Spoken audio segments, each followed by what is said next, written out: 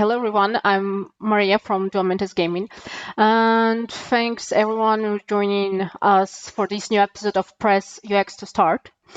And today with me, I have like two amazing guests. First of all, Ali Farha, senior technical producer at Stable Entertainment, and I know it's a huge company leading large-scale production and live service pipelines. So yeah, this is just amazing to hear. And Jacek, he's a strategic producer and former MY.GAMES, Nice Pick, and Wargaming. And I guess like this is the person who knows a lot of stuff how to, how exactly games travel across regions. So guys, hello one more time. Hello, it's a And pleasure to be here. yeah, absolutely Absolutely. likewise. And yeah, our theme today is from local hits to global success and how publishers and studios launch games across regions, like what changes, especially in our like current market, and what fails, and what helps a game keep its identity while reaching new audiences.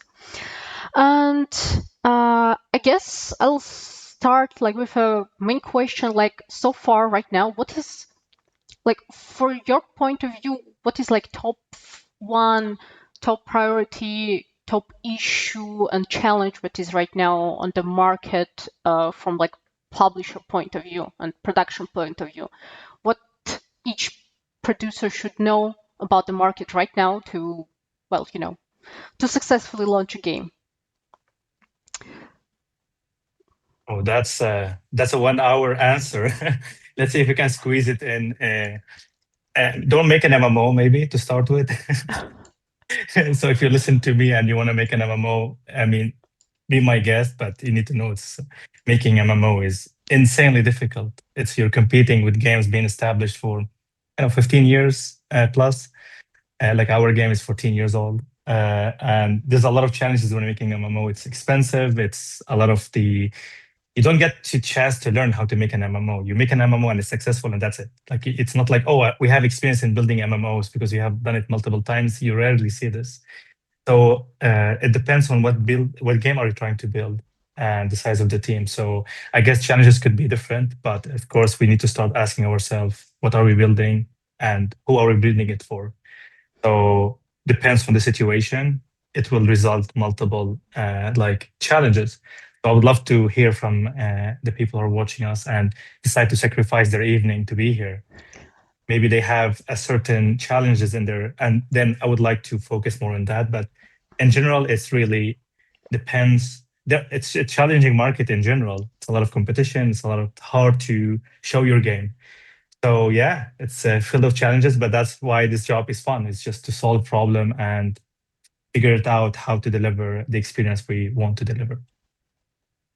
I would largely agree with that. There's two key problems I think we can identify to name them to try to make it more tangible. Is first is know who you're building the game for.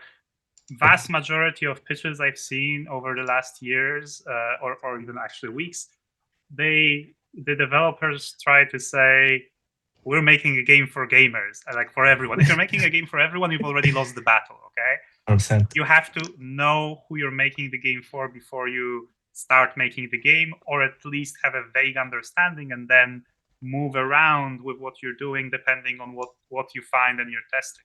And the second is, of course, the battle for visibility. The biggest competitor for any game you make is not World of Warcraft.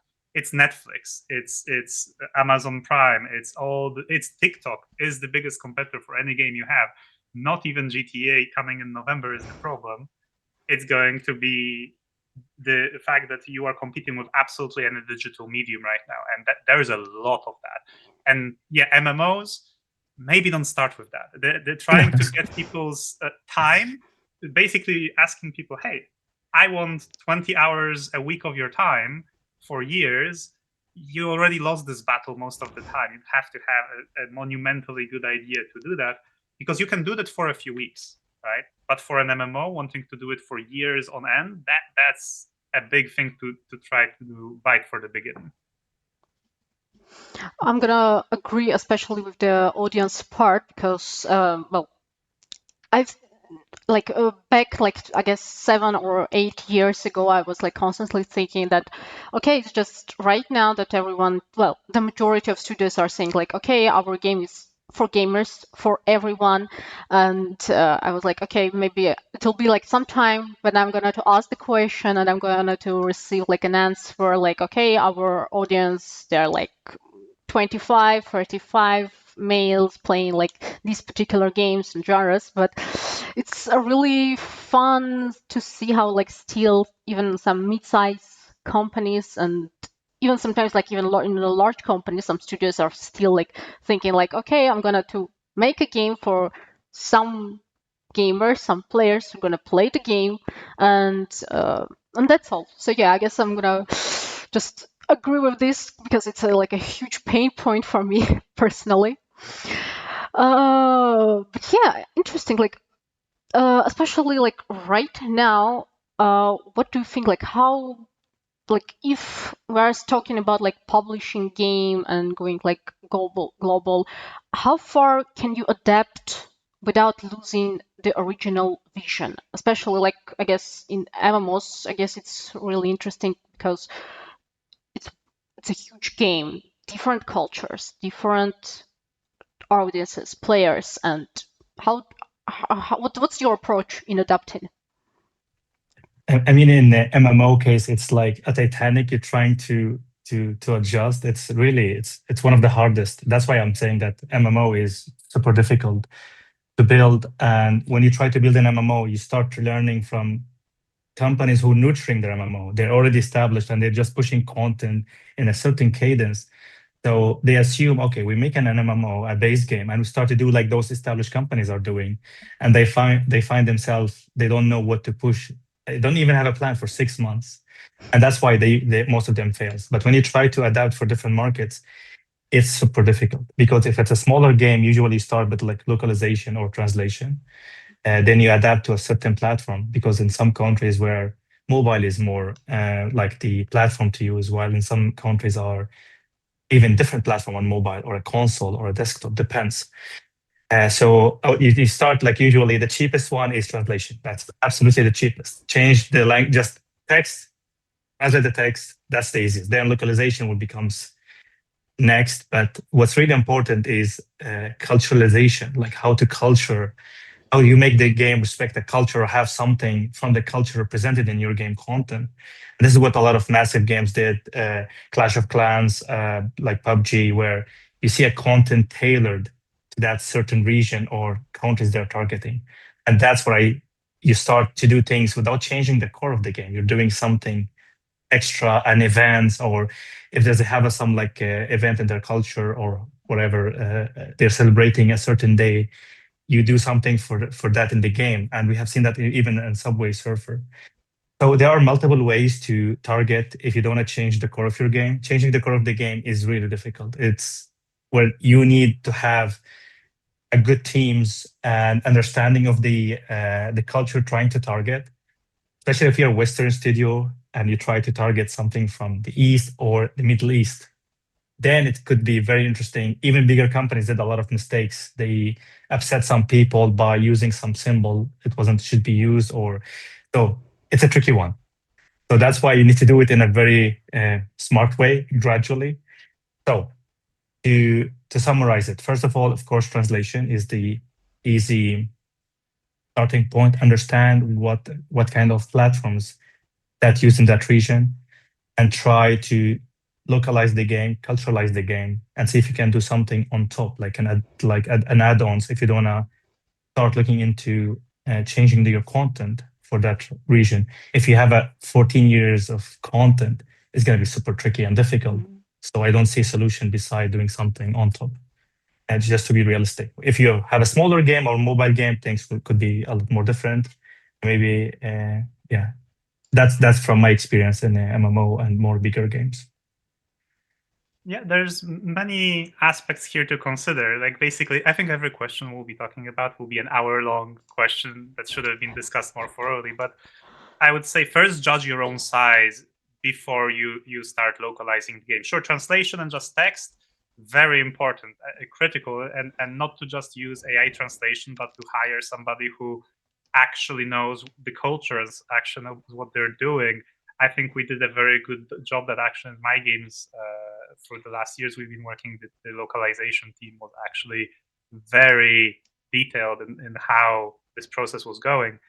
But the further steps, they're more tricky. Like even trying to touch the core gameplay loop, it is very dangerous. Like you've got your users who you already acquired, and doesn't matter if it's a live service game or not. You've already got people. If there is players, then you shouldn't touch this too much. You want to keep them, and you want to broaden your core audience rather than look for another one.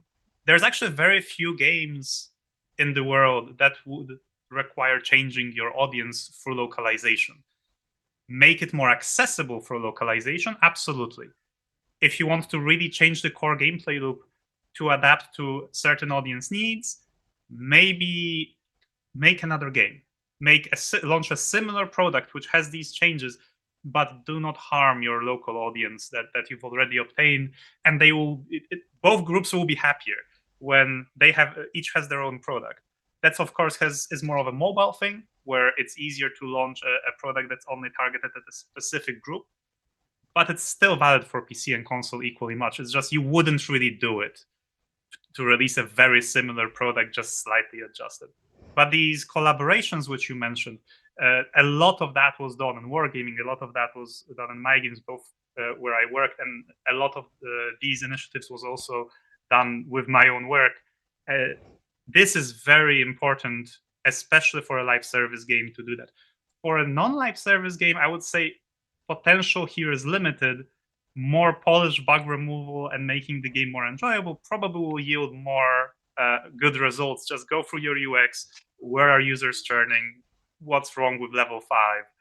Rather than trying to check how can you get more audience from Europe or from China or in a specific area. But here, important segue, there is certain localization legally necessary. Like you want to go on the Chinese market, there are specific localization things you need to keep in mind, or one, legally the game will not be allowed there, or two, it will completely flop because that's such a vastly different culture than Europe and the US that you really have to look out what you're doing. Mm-hmm. Sorry, I just need to jump here. Is really good point. You said something very important here, and I believe that companies need to look into it. They usually lean to start thinking about the expensive changes, hiring like a team in some Asian country to try to make this game a trend in there, rather than focusing how we can improve the game and make it fun. Seriously, just as simple as improving your onboarding, improve some like a crashes in the game. It makes the game way more appealing, and that's why we're seeing a lot of games from the Swedish market succeeding globally without any effort, because they are very simple. It's easy to learn the game and easy to enjoy the game. As simple as that. So make a fun game, to be honest, is usually the cheapest way of you make your game a successful, successfully succeeding in multinational or multi-continent before starting doing inexpensive changes. So I really like that point, and I believe more cities should really consider fixing their onboarding, understand where the churn is happening. Mm-hmm. That's actually really interesting because so we recently worked with 2 Chinese studios, and one is like they're doing an idle RPG on mobile. It's like a mix of Diablo, Path of Exile, but on mobile.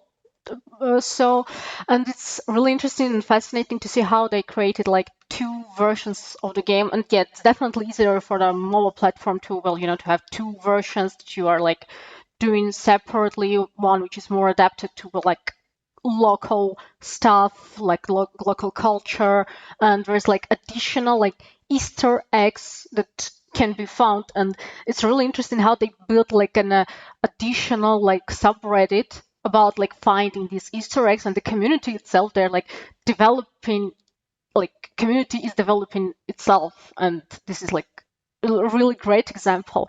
And for the second part, like for going global, they weren't sure like if the game will be that interesting, and like for the soft launch, they just started like again with simple things like make it, just translate just at least the text. Okay, we have like some advanced thing that might be, well, understandable only for us as well, just like Chinese people. So we're going to probably remove it or do, well, like don't include so many like a local fun like memes or anything which is related to humor, especially. Because I've heard that humor is one of the parts that is really hard to localize and to adapt to specific culture. So they decided like, okay, we are not going to touch this. So I guess, yeah, I mean, completely agree on the part that when we're talking about like going global and launching and publishing the game on different markets, it doesn't always mean that a team has to do like tons of work. Sometimes it's great to start like from like one first step and just one step at a time and Yeah, just go I mean, move forward.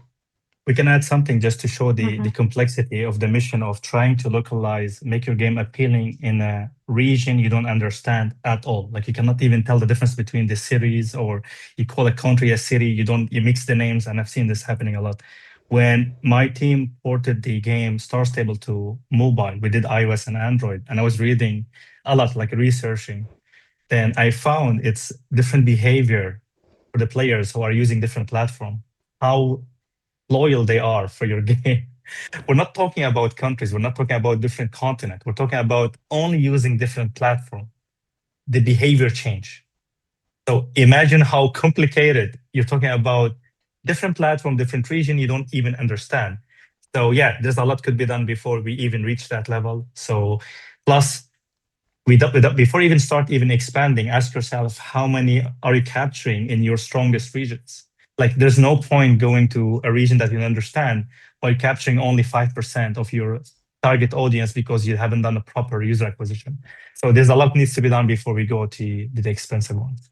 Mm-hmm. And it gets expensive fast, right? It's trying to acquire audience in bulk. And when you're not, well, actually at every point, if you're a small game, getting eyeballs on you is expensive. Then it gets even more expensive the bigger you are. I remember like a decade ago, the cost of acquiring someone was basically half of what it is now. For a boxed game, if you're not a $60 title and you do not have the automatic eyeballs, like you're not Rockstar that you tweet a red background, like when Red Dead was coming out, they tweeted the red picture. The internet lost its minds, and that was free. Apart from the mines that were obviously poured into that. When you're small and you want to do UA, maybe don't. Maybe polish your game, use word of mouth, use something that a smaller publisher will gladly do for you rather than a giant who will just try to grab everything at once and then suddenly, oh yeah, we sold 1 million copies, but we're hundreds of thousands in the negative because it cost us so much to sell those copies. So there is really the slow growth is really the last few years the way to go, especially if you don't have the massive rep. Like there will be successes like Are We There Yet or Peak, but you cannot count on that. That is not possible to count on this actually happening to you. Mm-hmm. Like the second case which we also had like recently with NetEase Games, and they went like really far beyond like just localization thing. They like adapted like some part of the gameplay.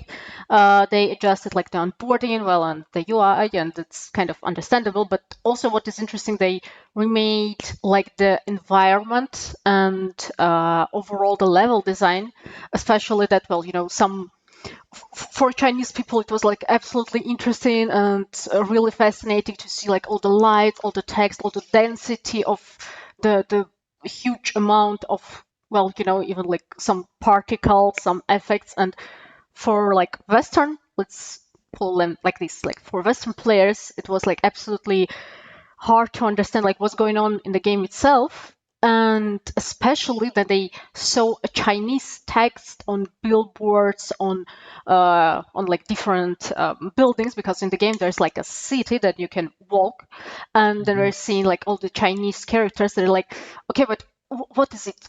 What is the game? Like, what's happening? I can't read it. It's frustrating. And That's sometimes another challenge, right? yeah, You've got immersion, that this is supposed to be a Chinese city, versus readability and understanding the environment. if you don't understand the language, do you want to localize it, but then lose the feel that you're actually there? Cyberpunk did it beautifully though with dialogue, right? Where the excuse was you've got a translator. So you can technically understand everything, but in most games it just won't fly. You can't do that without losing immersion. I guess it's really like the best example. Then you can have this kind of translation which is like narratively implemented in the game. Like in Cyberpunk, like you have like this auto translator, and you can hear like someone talking Japanese, and below like you have the subtitles, and it's like starting with Japanese characters, but you can see like how it's automatically translating to English, and it it helps to to engage the game and to feel the immersion of it. So I guess it's a great example. Here I guess I have like a question for you. Do you have any cases in which, like, assume like we are working on a huge games, so do you have cases where you like kind of maybe in a team or somewhere else like debating like whether you should also like adjust some parts of the game, like maybe allocation, some level, some instance, or a gameplay part, a feature, or all the initial features and everything that was in the game remains original in the game, and you just adapt the text and so on. So what was your experience so far? So adapting locations, that happens a lot. Like I think that pretty much in every project I've worked on, these discussions do happen to try to modify it to fit better, to be longer, shorter. Like there's a lot to talk about. It even goes as extreme as my wife really loved these calls we used to have during the pandemic. So she heard a lot of that, of which color of red, which shade of red should be used in a certain area, because we want to appeal to that kind of audience. That was, the kind of extreme case of, hey, there is really a lot of thought put into everything from palette to how the levels look like, and then how the onboarding looks like as a result of that.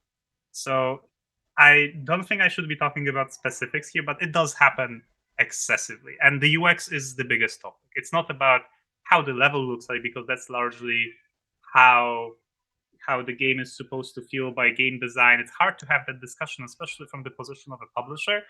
Like you can give feedback, but you will usually not demand a change to how the level looks like. But you see how the UI looks like, how you feel you're going through a tutorial, or even the simplest thing, how many clicks you go from a state to another state. Like, hey, I want to disassemble something. How fast do I go into my inventory and get the item disassembled? Should it be like literally a 2-click thing, or maybe a drag and drop? And these are discussions that do happen more than I think anyone cares to admit, because they're not the glamorous part of publishing. But there is tolerances for this are very different. And I'm pretty sure we're going to talk about it later, but between the European, American, Eastern European, and Chinese culture, the acceptance of grind in these mundane game tasks is very different. In Europe or the US, it's like, give it to me now. Like, I don't want to wait. While you go to Eastern Europe, it's more acceptable to have, it could even be viewed as a part of a game to do more tasks. And you go to further out in Asia, and it's like, yeah, sure, grind is the game sometimes. It's okay. So you do a lot of these discussions, but you also shouldn't hinge on them too long. Like there's this much time you should be spending on these things before just deciding, hey, it will never be ready, ship it. It's like, let's see what people say. I believe in every live service or a game that it's been around for multiple years, the onboarding and the UI is always subject for change, always. Like the onboarding needs to change. You have some areas in the beginning where become outdated compared to new areas came at the end, becomes way more nicer, more advanced due to experience, technology. Then this is what they want your player to experience. You don't want them to experience an outdated content, and then they need to play for maybe even 50 hours, depends on the size of the game, until they reach the content that you're proud of.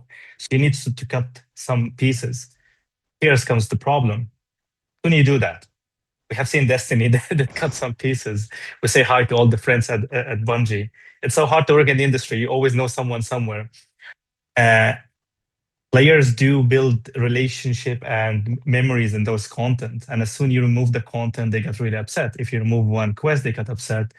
Then you got the OGs who get used to certain UI. Then you try to modernize the UI for the newer audience. They get upset. So sometimes you end up with games giving you the option to keep the old UI legacy or the new one. So it's a lot to have in mind when you do this kind of changes. You need to remember it is always going to have some pushback from the players. Players usually fight change, always. Usually, that's the natural reaction. Then you just wait for the weekend, and next week, if you don't hear anything, then you did the great work. If you really start to boil, then you need to listen and start adjusting.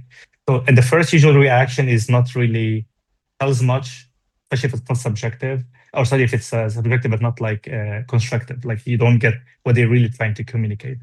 So have this in mind, and I agree with. I'm not sure if I'm pronouncing your name correctly. Is it Jacek? Jacek. Jacek. It's Jacek. It's exactly how you pronounce it. Perfect. J is Y. So Jacek is. You also mentioned something really interesting in here. A/B testing. Like, then you cannot perfect this. There's no way on earth. You need to A/B test. You need to put it out. Test your funnel, test how many clicks you're doing, and you can measure that if you have telemetric data, what kind of UI they're clicking the most, how clicks it takes you to achieve a certain task. Then you got to start improve on it. So sometimes the best way is to put it out, test it, and improve on it. Don't try to perfect it because it might spending way 80, the 80-20 rule, right? Don't spend your 80% of your time to improve the nice to have rather than the core ones. So yeah, this is what things I have in mind when it's about changing content, fight back. But there's something I really want to mention and clear out. In each game, there's identity. There's certain piece of content that what makes the game the game. Talking about this, removing this kind of content to be acceptable in certain cultures, that is an insanely tricky discussion. I don't want to go to details in here, but there are games, they have certain things. If you remove that to be accepted in different ways or be more, then you are sacrificing your own employees, you're sacrificing your fans to be going somewhere else. We have seen games, they have done it silently or clearly or in between.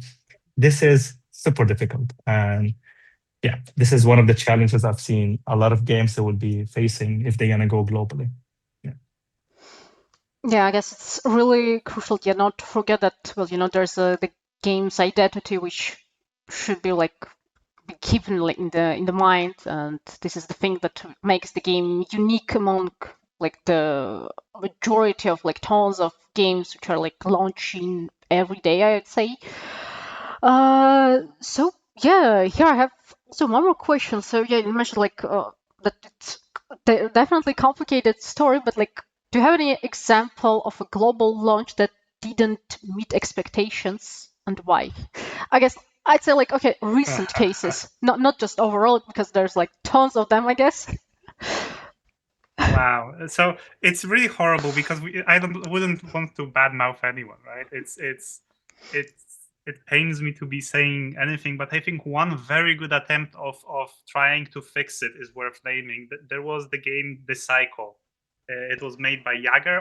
I'm not sure how to pronounce their name, so I may be offending them twice in one paragraph. But they released The Cycle and it didn't land too well. And then they redid it and they released The Cycle Frontier. And in my personal opinion, The Cycle Frontier was a very big upgrade. Like, it was actually the number of improvements between the first and the second in the rather short time frame was very high. It landed in still a very hot extraction shooter battle royale time with huge competition. It's probably one of the sad titles that died due to oversaturation rather than being a bad game. If it landed literally a year earlier, it probably would, in its final state, it probably would have been a success. But here it was kind of not enough, I would say. Like, it lacked any really truly unique element, and it wasn't a question of bad gameplay, right? And these kinds of things happen a lot. And I really am impressed by the company to actually having tried to revive it, especially the last few years. When something doesn't land, most of the time the game is axed, the team is gone. By the end of the second month, like, everybody's looking for a new job. They tried, and that's very commendable, to fix it. But yeah, that happens. It sadly does happen from time to time. But honestly, naming anything else, I would feel bad because I'm trying to look for a redemption arc here to talk about, and it's not that easy to find successful attempts or good attempts at trying to fix things that did not land at release. And can't talk about my own things because that would probably violate some NDA that I signed at one point or another. So I think I'm gonna stop at that. I can share maybe a good example. So we ported something, we released somewhere. I cannot. But here's what happened. There's a lesson we can learn despite naming things. We launched when you do a big release, always try to go for a contained area that is not your target audience. At the same time, you get some feedback. So if you're targeting some country, don't try to test there unless it's subset. Rather go a smaller island or somewhere, do your testing, then try to improve. Then you go the soft launch somewhere. It's not your main target audience. It's enough to get some feedback. That country were too nice. Like, they didn't complain. Like, we had the game broken for some time and no one said anything. They were just waiting for us to fix it. So that was really, didn't expect this. So we were expecting more flow of feedback so we can improve before we go global launch, and we really needed this. So we needed it brutal. So we changed the plan and we went to a country where they are way more vocal. And that was a huge change of how we perceive the feedback. So something to be mindful that sometimes when you do soft launch, make sure, even though it's not your target audience, it's an audience that they can give you the feedback that you're looking for. You're looking for a certain feedback. Is it like, is the playtime? Is it day 1, day 0, day 7? What are you looking for exactly from your soft launch? Is it maybe server capabilities, whatever you're trying? Make sure the region they have chosen for this task is aligned with what you're expecting. So it wasn't like a fail. It was just they were too nice, and we didn't have time for nice. We wanted to brutally, yeah, this is not functional. This is like shit experience to fix it. That's what we was looking for. So yeah, that was a fun experience. And back to games that I really like. You gave this example. That's, if anyone, like, hopefully they will listen to this episode. The gaming industry is so brutal. You can do everything right, almost, and it still fail, which is blew my mind. Is like Titanfall 2. I cannot stop talking about it. Is, in my opinion, one of the best FPS shooting games. Amazing game, fantastic. It's just been released in a window that it was too much. It was like Battlefield and Call of Duty. It just squeezed in the middle. The community made their own servers. Everyone's still playing it. Amazing game, fantastic, and still failed. So gaming industry is so brutal that you do everything right and you still fail. That's just insane. It just, or you come a bit late or too early. We have seen games, they came too early. They were like amazing, but they're too early for anyone to understand them. So they still failed anyway. The example which I really like the most when we're talking about like games which came like really early, it's the simple game is the Among Us, which was launched like a lot of like years ago, and like around like 3-4 years it was just a niche okay-ish game. Sometimes someone was playing it, sometimes it was fun, and that's all. Nobody were talking about it that much. And like after 3-4 years, some streamers started like played it during the stream with other guys, and after that it went like viral. And the COVID especially, it was just a huge explosion of Among Us, and then came all the memes and everything. And I guess like this is also like a great example of a game which was like released, and at the very beginning it might felt like it's a weak start, but afterwards, after like 4 years, it was huge, and it's still huge because I know like a lot of people are still playing it, and it's fun to see like how even like in some families they're like whole families playing the game, and this is just great. And yeah, like what's like, what do you think? Like, what's the hardest thing to fix after a weak start? Wow, so many things that have to be fixed, right? I would say the hardest thing to fix after a weak start is convincing people they should try to look at you. It's not about the game. It's not about the core mechanic, because code is always fixable. Whether you take the game down or you continue, those are case by case decisions that have to be made based on how exactly it landed, what kind of game it is. But trying to basically rebrand yourself in the eyes who tried, or trying to get new audience. The mainstream media, most of the time, they won't give you a second of the day, and that's understandable. Like, any changes you made will, with how many games we're releasing on Steam last year, it's tens of games a day, if not hundreds. I don't remember the exact number, but it's just, you're in this river of content, and that's on top of Roblox games, which are released in the same tempo, and mobile games that are released 10 times more every year. Like, you cannot, in this waterfall of content, easily get eyes on something if you fail. That's why Netflix and other streaming services shutter everything immediately when it doesn't work, because trying to convince people to look at something that didn't succeed is hard. It's also hard to convince publishers, right? So if you have a publisher who put money or even just their time, it's very hard to convince them to give money or time from the publisher to try to get that audience back. So if you're a few devs or even a remotely bigger studio, it's kind of a death loop here to how do we get people to try to give us an opportunity to be seen again. There are many tools for this, from having your Patreon in development, so people who are your super core audience being interested, having your Discord active all the time to keep the people who are actually happy, even if those were few, to then spread the word of that. Like, the community marketing approach with a publisher who cares, rather than one that just chases the number and will write you off immediately and won't give you a chance to do that again.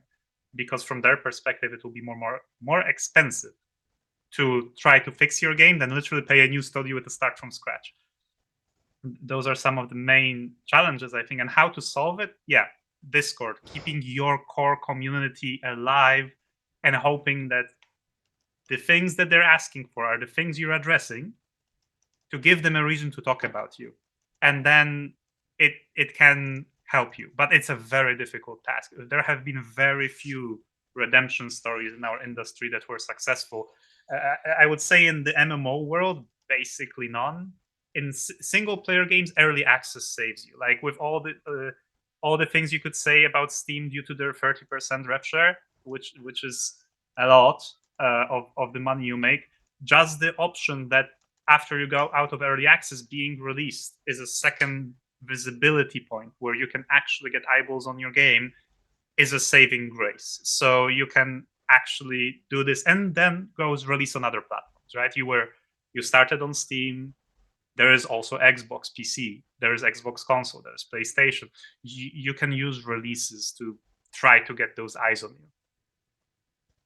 And if I'm talking too much, let me know, because I'm going to start, unwinding here and not letting you talk. So interrupt me. Oh, I couldn't agree more, actually. I was like just thinking of all this like points you have touched. It's yeah, we just let's do numbers. Numbers doesn't lie. Let's look at the last a decade. I've written a post about redemption stories, and to be honest, the most like notable one is No Man's Sky, where I say hi to the whole Halo team. It's just fantastic. As soon they release a new game, I'm gonna buy it immediately, because they could have just taken the money and just we call it a day and forget the studio, shut it down. They did it. They just released, if I'm not mistaken, around 50 updates, all for free. They turned this game from absolutely overwhelming negative to overwhelming positive. But how many stories like this we have heard? Basically 3, 4 in the last 10 years. So it's super difficult. So the hardest things to fix is trust. Is definitely not the code, not the content. You can make the whole game. Like, we have seen companies who actually made it, like they changed even the they want freemium or free to play, and we have seen games have done complete change of their, like Overwatch. They want Overwatch 2, despite if you agree or disagree. So we have seen games have done. So everything is changeable, but are the community willing to give you another chance in terms of like there's a million of game around to play? Most likely not. And you also mentioned community. People asking me the hardest part of making games right now. It's not the tech, especially with all this cutting edge technology with AI powered engines. Things are getting faster and easier. But building a community to play your game from the get go, it's gonna be the way to go. It's really hard to see games succeeding without a community behind it, or your game is so like built for social media, built for to be viral on TikTok and those kind of like for streamers. There's the only two ways to have your game being seen is just on social media, TikTok, 6-7 style of game or whatever, or your game is there's a community giving you feedback and growing with time, and they're hardcore fans for you. That's it. Or you need to be rockstar level of money to have this marketing muscle and put a billboard in everywhere. And this is kind of apply on only 1% of the gaming studios, if not less. I mean, in case like if you're a rock star, well, here's kind of the fan base again. Here's the community which believes that the company will will build a great game that we're looking forward to the game. So it's again about the people, and I guess this is like the thing that I'm recently saying a lot to some game devs. It's about like start building the community of the game like from day one. Like you don't have the game ready. Maybe it's just a vertical slice or a demo or a prototype. Like start as early as possible, because these are the people, these are those who are gonna nurture. You need to nurture those people, this community, because they're going to help you after the release. And even if you're going to like give up, for example, on the game, still these are like people who can support you for the next projects. Like it's not just like do or die situation. Still, it's a really valuable resource. And I believe like right now, community and like maybe from influencers, like influencer marketing, like this is like the two really great ways to to find more people, more players for the project, I guess. But maybe you disagree, so let me know. No, as I think both of us said before, this is the way to go in the current world, especially if you're not the Bethesdas or Rockstars. Because sure, if Larian announces a game, they don't even need to show me a picture. I'm just giving them $60 because it is clear that I want that. I like every game they made, so I'm giving them money, and that goes for many studios. Like the moment they announce, I'm sure I'll like their product. But it's hard to have this reputation if you don't talk to your people. It's hard to just be a one-way street when the demand right now is for dialogue. The YouTubers and TikTokers and another social platform which for adults which shall not be named, they all work on the principle of feeling connected to the creator, of feeling, hey, I want to watch this guy, I like his personality, not just his content. And gaming studios often did not mature to that yet, or just don't have the resources. If you are 5 guys or girls, doesn't matter, 5 developers who are making a game, you may feel you don't have the time to contribute to talking to people on your Discord or your Patreon or whatever platform you choose to work with, right? But it is critical to your success. It's one of those things that seems, hey, it's just a community platform. No, this is the core of your game, to have people who love it, and this is how you make people love your product. Sorry, I need to jump in here. I've seen this is. I'm so glad that I mean, you're stealing words from my mouth. I like it. I dislike it. I've seen this a lot. Like I've seen so passionate studios here in Sweden, and we're loving the game, we're building this, and they are so into the game. Then I ask them, "What about Discord?" Yeah, we're thinking about it. We don't have time for it. Yeah, I mean, at the end of what you're doing, then you're just making a game for yourself, and that's it. Like your game won't, and that's so sadly they end up like putting the game on Steam, and they have like 5 copies, 6 copies, tens of copies. Of course, that's I didn't expect more, because you never build a community, never put an effort to market your game. Building a community and investment, it will never ever flop or will be like a loss. It will always be something there for you to support you, as you mentioned, your next project. And I've seen games who hire people from the community, to be honest, as a volunteer, as a voice acting, helping with the direction of the game. Influencer marketing could be more expensive for some studios, where I believe community is more accessible. It requires a good talent in nurturing the community, keep them hyped, start as early as possible, and keep them engaged until you have multiple deliveries. Be honest with them. If you get any delays, usually will understand and respect. Yeah. So if you're building a game and you feel like you don't have time to build your community, then don't be disappointed when the numbers it's not there. You know exactly why. You didn't put the right effort into what really sells your game. Yeah, absolutely agree. And here, like recently, I also heard, well, 'cause I'm also working on talking with some solo indie devs, which are like right now working on, well, creating some games. And again, I was like encouraging them, like, okay, you need to start communities, start posting social media everywhere. And what's interesting, they also like found out that on Twitter, like on X, actually, not Twitter. Like for solo and indie devs, there's like a huge, like an active ecosystem to share their work, to get feedback and find players.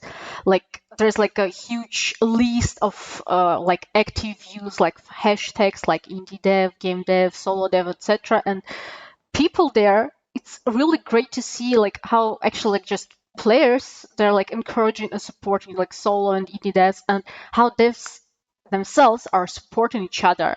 So actually like this is also like there's like so I guess that you need to like everyone who's building a game need to take into account like for which players they're building the game, what regions, what markets they're aiming, and for these specific markets, try to find like where else they can find other players, other devs, maybe to well, to communicate, to even encourage each other, and well, to start building community.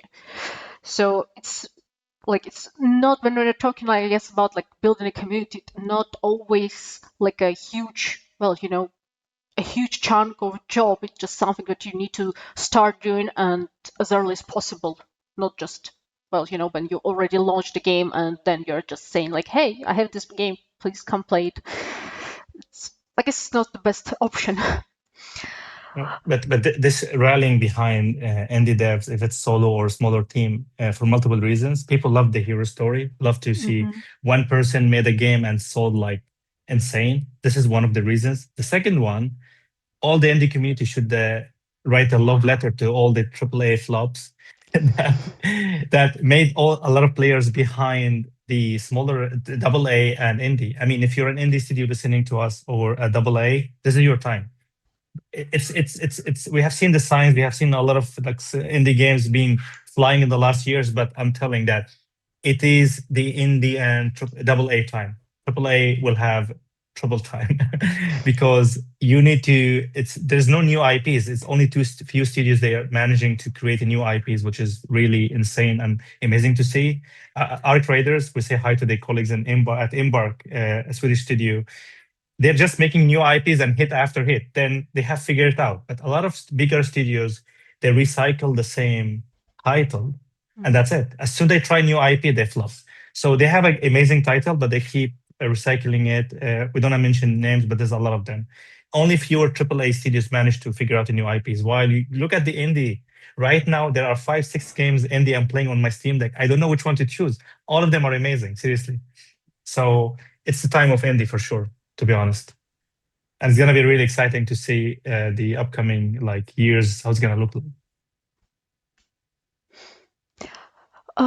Yeah, and actually, like, I also like was well, great like producers and publishers. I guess I have a question for you. Like, what like should publishers like rely on local partners or build in-house regional teams? And here, like, I guess I'm gonna bring like three different like cases. Like, first case, if it's just a indie dev studio, like 8, 10 people there working, and should they like have like just go for local partners, do everything by themselves, or hire some folks, which is definitely complicated for them.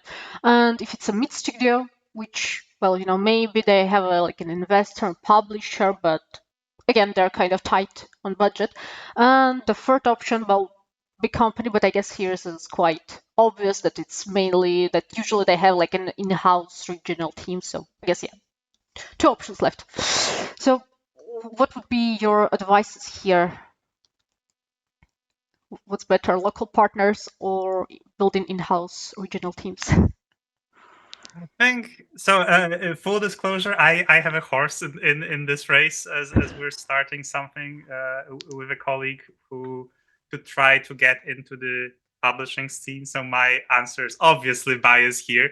Yes, you should have a publisher, but reality is that unless you're sizable, and by sizable I mean at least like 20 people, you probably want to focus all your effort on development, and that's for many reasons. For one, publisher, even small, there will be experienced people who know how to bring your game somewhere.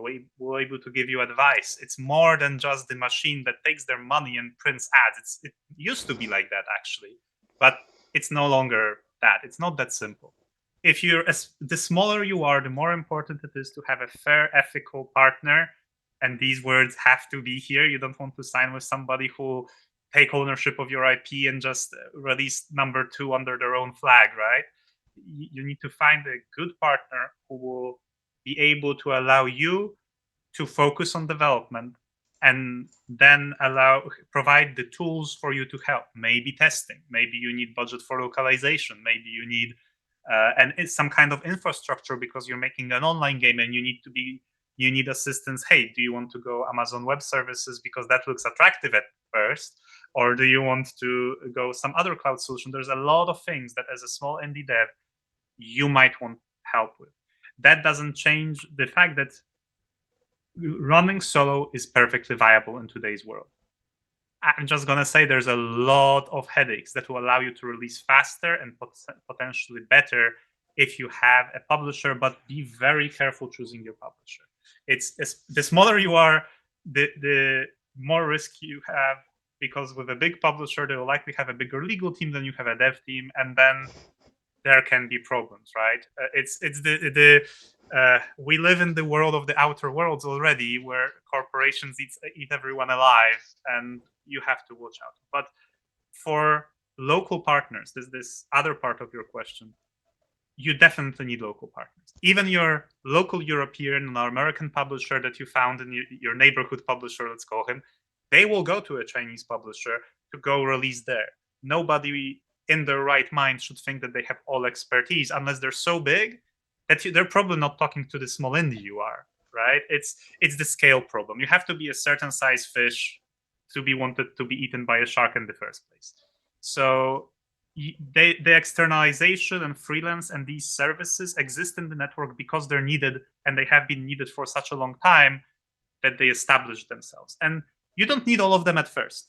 Start small, start with something that your small team can manage, both from the perspective of project management, manage your publisher, and from the perspective of this is a risk you're willing to take because you are signing a contract with someone, which will likely have dates. You take money, right? But they will want dates from you. When are you delivering the first build, the second build? When is alpha? When is beta? When do you think playtests can start? When can they release things to the media? All of this has to be very carefully read before you sign anything. So this should be a whole evening conversation with a beer, not a 5-minute conversation, right? This I will make sure to invite because I'm very interested in this topic, to be honest. I've been working with a lot of publishers and friends in different regions and trying to understand the whole ecosystem. So I like your analogy, like if the legal team is bigger than your dev team, or the amount of instant ramen you eat per week is still less than the legal team, maybe you're dealing with a way bigger publisher. A lot of indie studios, as soon they sign, they start to answer all the investor or publisher questions as a part of due diligence, but they don't do the same. They feel like I cannot ask them things. I cannot do anything. They don't even try. They're just like they're signing me. I should like keep my mouth shut and just answer whatever, give them whatever they need. It's not the case. It's just two ways relationship. You're gonna be those people. They're gonna be your partners, and you're gonna release the game together. And if the relationship is bad, you're gonna have a bad time. What I've seen from my experience, a lot of indie studios who sign the publisher, they will never sign this publisher again. So, which is really sad to see. It's very rare to see, oh, they were amazing, we're going with them again. It's always like, oh, it was a bad experience, we're looking for someone else. So make sure to ask the questions that you don't make it one way communication. You have right to ask question, you have right to demand things as well. Always be careful to secure your IP or next drop, so you don't need feel to be bound with them in case things goes wrong. Always nice to have this, part of the deal. A lot of publishers right now, they give you marketing, localization, and testing, but not money for development. I've seen this is way common now. They take up to like maybe 10-15%, and they just only publish your game and give you this kind of support. Is that enough? Some cases, yes, because as Yisk said, it's a lot. You don't know what you don't know until you self-publish.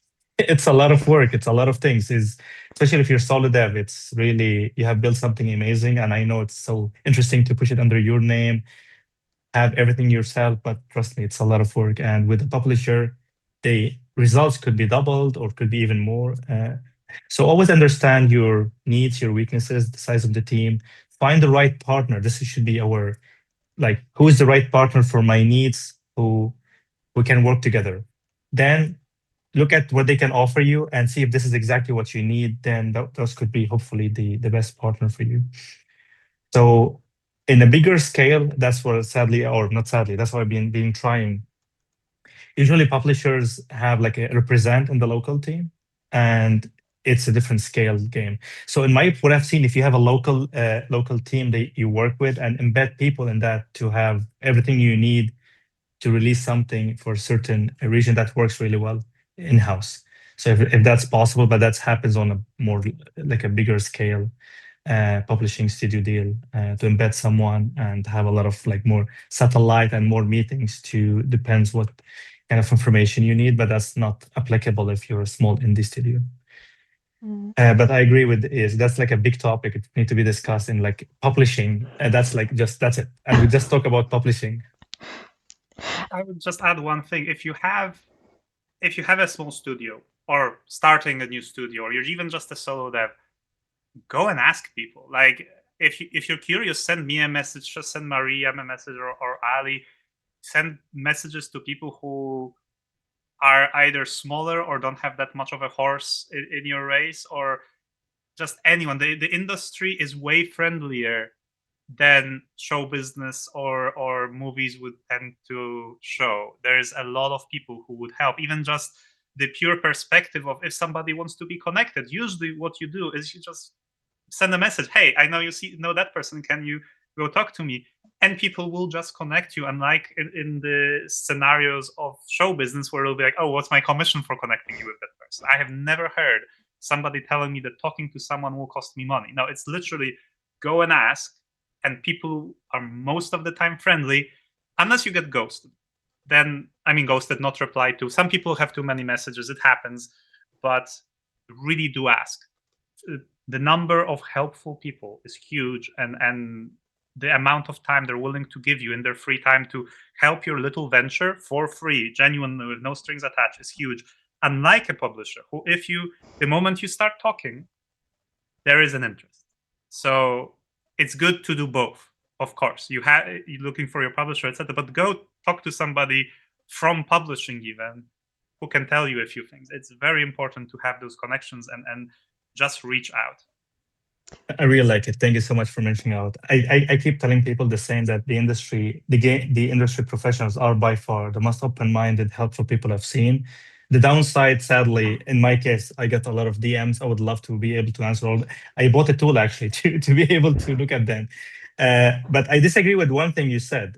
They should have no horse in your game. I always have a horse because our game is the horse game, so we always have horses. No, that's kidding. It's like our game. We have been like did hundreds of horses over the year. I agree with you that you should ask someone who, like, yeah, it doesn't make sense to go to a publisher and ask them, do you believe I need a publisher? Maybe it's fine, but usually you should ask someone who have done this experience before by like a similar size studio, have done publishing or have done self-publishing, then maybe it's more relevant. I guess I'm gonna add here that also don't forget to read the fine print in the contract, in the document, because sometimes well, as I'm usually like on the side on the playtesting, and especially when we work with publishers, I can see like that, like it was already signed that if they hit like some specific, like the studio hit some specific metrics, then it's one outcome. If not, then there's another one. And sometimes it's like the other way, the other option isn't mentioned. So please don't forget that, yeah, if it's a publisher, definitely they might have a legal team which is going to be like even twice as big as the studio, unfortunately. And yeah, in this case, like sometimes even like don't try to read through everything on your own or with ChatGPT, because the language and the legal language is like something absolutely enormously complicated one.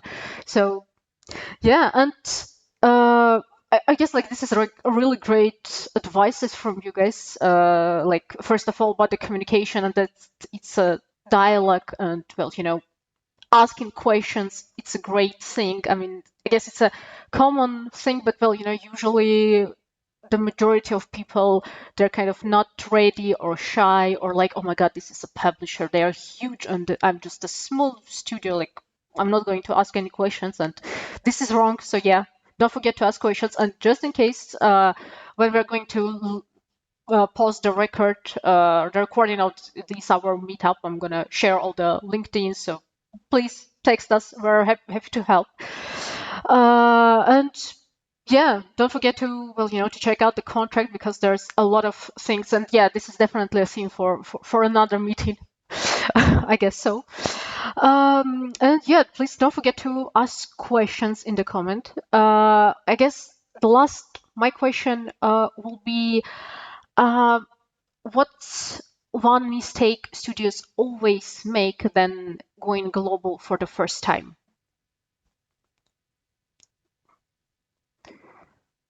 Like a universal error that everybody makes? Yeah. What do you think? I don't think that I've seen the same types of errors that frequently repeated. They're usually unique. If we are to generalize, I think one of the big company mistakes is trying to maximize revenue too fast. Like if you aim to grab money too fast, you often go down the spiral of alienating your audience rather than building a community. The approach of fast money has, especially during the last few years, gone very fast from what it didn't actually happen. Like if you look at games released 10 years ago, it wasn't, well, microtransactions were back then in infancy. Now the first mistake you can make is try to overwhelm the user. And that actually goes not only for monetization, but any kind of tool. There's very few users, a very small niche of people who like to be very overwhelmed. Like there's games like X4 Foundations that just put you in the world, and there is like, whoa, so much stuff. No, onboard users. Remember, that would probably be it. Onboard people. Build a tutorial as basic as possible, even will help you out. Sure, allow people to skip it, because there will be the core gamer like myself who will just skip everything you've made, and months of your work will never be seen. But do put it in. It's very important to make people see what you've created and why it's there, as there can be a lot of misconceptions or just not using features of your game which you have in place because you haven't shown them. The average user is assuming that the average user is tired, has 3 kids, is just, mentally depleted, physically depleted when he launches your game, and be like, how do I convey to this user that there is this cool feature that will make his life easier? Onboard him and make sure that he understands, and he'll love you a little bit more for it. or he'll leave faster and possibly leave you a good review. Hey, at least it had a tutorial, right? So I would say there, but that's as much as universal mistakes I can say, because most studios do remember to put a tutorial. Maybe it's undervalued. That's really good one. I don't believe, like, I believe community and onboarding will be a key factor, and the tutorial, the trailer of your game. I believe those three factors will be seriously. Can you show me something eye candy in 6 seconds to 10 seconds? Do you have a good tutorial? And there is a community behind the game to even see the tutorial. So community will make me see the tutorial will make me hooked, buy the game, and you have the onboarding to convey me to continue. I believe there's going to be a lot of this, the meta for making games in the future. We'll see about this. The biggest mistake I've seen a lot of studios do when they go global, they simplify scaling. And as Jacek said, they want money very fast, and they assume scaling and going to globally is just as simple as opening servers in there, do some marketing material, change the store language, and we're good to go. That's it. They underestimate the difference in monetization acceptance. Having a free game doesn't mean the players are entitled to grind 2 days to have one. With some Western country, they can pay like €1 and have that skipped, for example. So they simplify how easy to go globally, which is, I believe, it's usually due to greed, or they want money fast rather than growing gradually and respect their audience and getting more feedback and improve their onboarding, their monetization as they go more globally. So they underestimate. So underestimating how difficult it is to scale. So that's why, like, even it's like any company, they say like scale slow. That's how it should be, even when you build a game, in my opinion. Mm-hmm. Okay then. So yeah, guys, everyone who's like watching us on the record or live, please don't forget to ask your questions, and you can ask questions in the comments or in the LinkedIn post, or just directly ask us questions in our DMs. So we're quite open. And I guess to wrap up, I think that we've touched like a lot of today, and today, like, it really shows that taking a game global isn't just about like translation or just marketing. Like, it's about understanding players, like their habits, their expectations, and it's about like finding the balance between staying true to your creative vision, to something that is unique to your specific game, and it's about like speaking the language of new players, like not just the language itself, but like the same cultural language of the new players. So yeah, from I guess like from local hits to global success, what truly scales, it's empathy. I guess it's a clarity and collaboration between studios and publishers. And yeah, don't forget that it's a dialogue, and you need to talk with the publisher, not just receive questions and be the one who's just answering them, and that's all.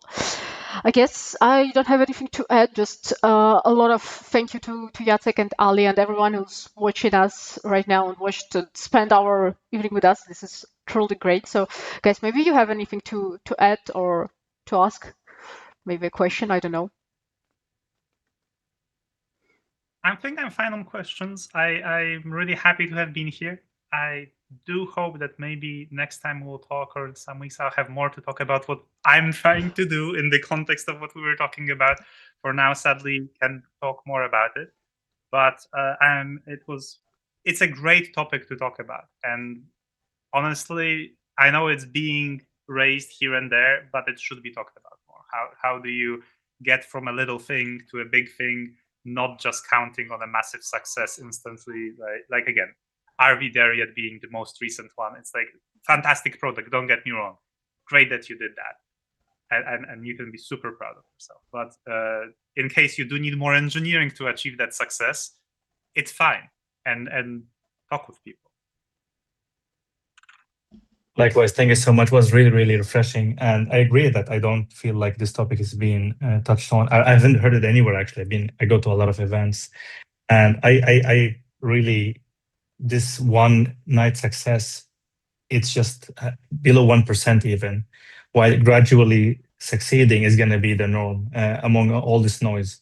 So if you have a game that's already been released, you didn't have the right eyes on it, it's not too late to uh, build a community around it and try to tweak your product, and you never know, it might rise again. It's not like if it's 1 week, no sales, we're done, let's move to the new project. I believe it's going to be a lot of this noise anyway. So it's easier to refine the product. Only the good ones will rise with the right community and right marketing. Okay, then, yeah, Ali, Jacek, thank you both so much for joining and sharing your experience. And thanks everyone to watching. This is really great. So please don't forget to ask questions. And I guess that's all. And see you all at the next Press UX to Start. Thank you very Okay. much. Have a nice evening. Bye. Yeah, have a wonderful evening. Bye. Take care. Okay.